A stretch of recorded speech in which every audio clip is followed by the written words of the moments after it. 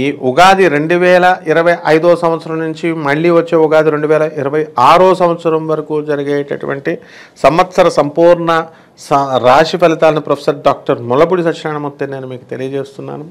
ముందుగా జగదేక వీరుడైనటువంటి మన అర్జునుని వాళ్ళకి, అలాగే జగద్గురు అయినటువంటి మన కృష్ణ పరమాత్మ యొక్క పాదపద్మాలకు నమస్కారం చేస్తూ మరి ఈ యొక్క సంవత్సరం అంతా కూడా ధనుస్సు రాశి వారు ఎలా ఉన్నారో చూద్దామండి. ఆదాయం 5, వ్యయం 5 బరాబర్ అనమాట. సంపాదించింది ఈ చేత్తో సంపాదిస్తారు, ఈ చేత్తో ఖర్చు పెడతా ఉంటారు. రాజపూజ్యం 1, అవమానం 5. మరి చక్కగా మీకు గౌరవం ఒకటి ఉంటే అవమానం కోరి తెచ్చుకుంటారనమాట. అలాగే రాశి వారికి అందరికీ కూడా శని 4, 3 ఇళ్లలో లోహ సువర్ణమూర్తులుగా ఉంటారు. అలాగే గురుడు 7వ ఇంట తామ్రమూర్తిగా ఉంటాడు. రాహుకేతువులు ఇద్దరు కూడా 3, 9 ఏళ్లలో సువర్ణమూర్తులుగా ఉంటారు. ఇది గ్రహస్థితి. మనకి ఇప్పుడు ఈ యొక్క ధనుసు రాశి వారికి అందరికీ కూడా రాహుబలం పిచ్చగా పెరిగిపోయింది. కాబట్టి అర్ధాష్టమ రాహుతో చాలా బాధలు పడ్డారు మీరంతా కూడా. మానసిక ఇబ్బందులు అంటే ఎక్కువ 95% మంది ధనుసు రాశి వారి అందరికీ కూడా లవర్స్ వదిలేశారని పిల్లల దగ్గర చెప్పడం బాగుంటుంది, కానీ అది 95%. అందులో మొహమాటం లేదు, పర్సంటేజ్తో సహా చెప్తున్నాను నేను. అండ్ 5% వాళ్ళు పాపం వ్యాపారాలు బాగాలేదని ఇవని అవని అలా బాధలు పడుతూ ఉన్నారు. కాబట్టి ధనుస్సు రాశిలో పుట్టినటువంటి రాజకీయ నాయకులు ఈ సంవత్సరం నామినేటెడ్ పోస్టులు కొడతారు. బ్రహ్మాండంగా మీ మీద పట్టినటువంటి గీసులు కొన్ని ఎగిరిపోతాయి. అయితే ఎంతసేపు కూడా మీకు ప్రజలతో ఇది కాబట్టి ఆడవాళ్ళతో మాట్లాడకండి. మీరు అసలు ధనుసు రాశి వాళ్ళు మిమ్మల్ని ఇరికిచ్చేయాలని చెప్పి ఒక స్త్రీ చూస్తుంది, మొత్తం పరువు తీసి పడేస్తుంది.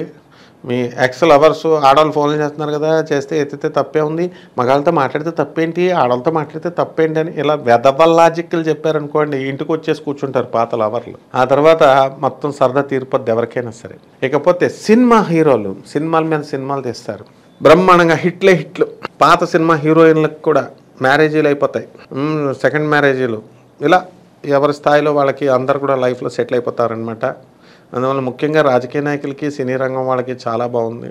అండ్ ఇండస్ట్రియలిస్టులు అందరూ కూడా చక్కగా ఆదాయాల మీద ఆదాయాలు సంపాదిస్తూనే ఉంటారు.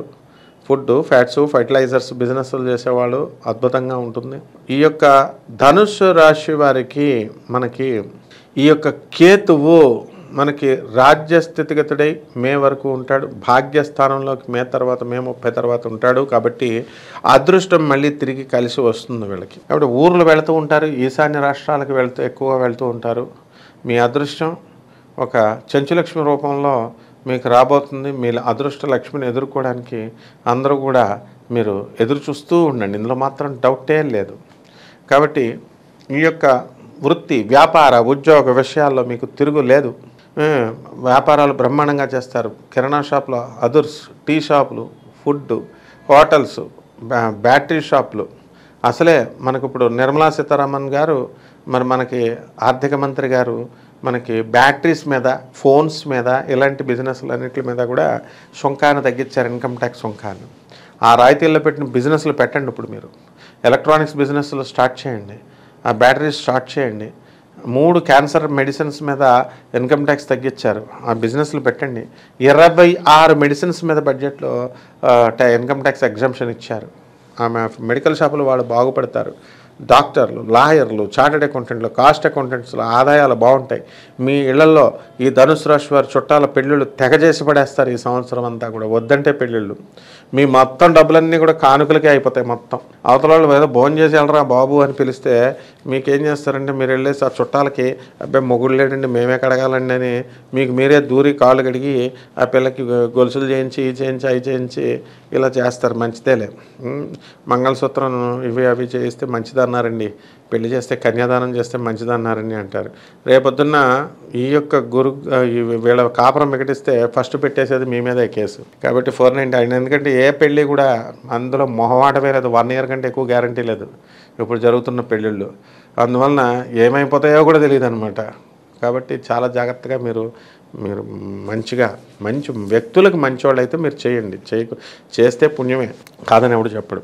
అలాగే పోలీసు ఉద్యోగాలకి ప్రమోషన్లు, జడ్జీలకు ప్రమోషన్లు, లాయర్లకు ప్రమోషన్లు, అబ్బా ఇక తిరుగులేదు. ఇక కమర్షియల్ ట్యాక్స్, ఇన్కమ్ ట్యాక్స్, ఈ డిపార్ట్మెంట్స్లో ఉన్న వాళ్ళందరికీ కూడా ప్రమోషన్స్, పెళ్ళిళ్ళు కానిటువంటి వాళ్ళకి పెళ్ళిళ్ళు, పిల్లలు లేనటువంటి వాళ్ళకి పిల్లలు, ఇళ్ళు లేనటువంటి వాళ్ళకి ఇల్లు, స్థలాలు లేనటువంటి వాళ్ళకి స్థలాలు, రోగాలు లేనటువంటి వాళ్ళకి రోగాలు కూడా రావడానికి అవకాశాలు ఉన్నాయి. కాబట్టి ఈ యొక్క యువత ముఖ్యంగా మర్మావలయాలకు సంబంధించినటువంటి వ్యాధులు రావడానికి అవకాశాలు ఉన్నాయి.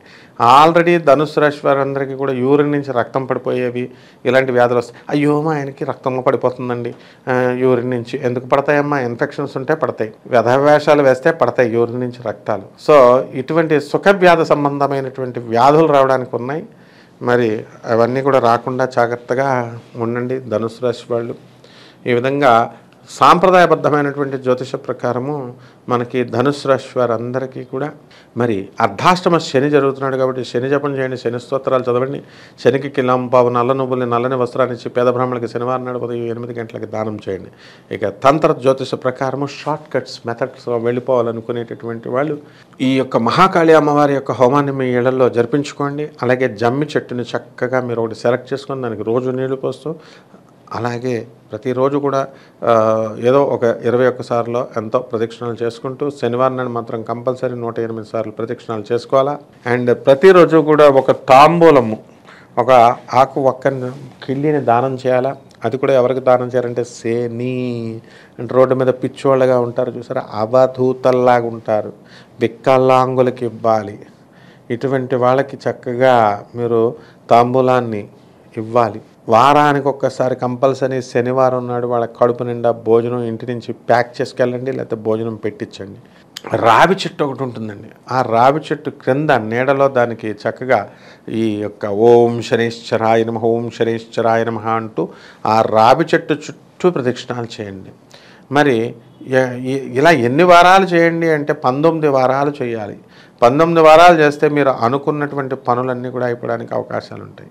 ఒక ఎర్రని గుడ్డ తీసుకోండి, దాంట్లో స్ఫటిక పెట్టండి, ఒక చక్కగా పసుపు కుంకుమ అక్షతలు వేసి ముడుపు కట్టినట్టుగా మీకు మనసులో ఉన్నటువంటి తీరనటువంటి కోరికలు ఏవైతే ఉన్నాయో ఆ కోరికలను తలుచుకుంటూ రావి చెట్టుకి కట్టండి. క్రింద కట్టొచ్చు, అంతేకాని మా చెట్టు పెద్దగుంటే ఆ చెట్టు ఎక్కి కింద పడితే ముందు కోరికలు తీరడం ఏముందో కాళ్ళు ఇరిగిపోతాయి. కాబట్టి జాగ్రత్తగా కింద వేలాడే కొమ్మలకు కట్టండి. ఈ విధంగా కనుక చేసినట్లయితే బ్రహ్మాండంగా మీ కోరికలన్నీ కూడా నెరవేరబడతాయి. మీ కడుపు రానటువంటి వాళ్ళందరికీ కూడా ఇమీడియట్ కడుపు వచ్చేయడానికి అవకాశాలు ఉన్నాయి. శుభమస్తు.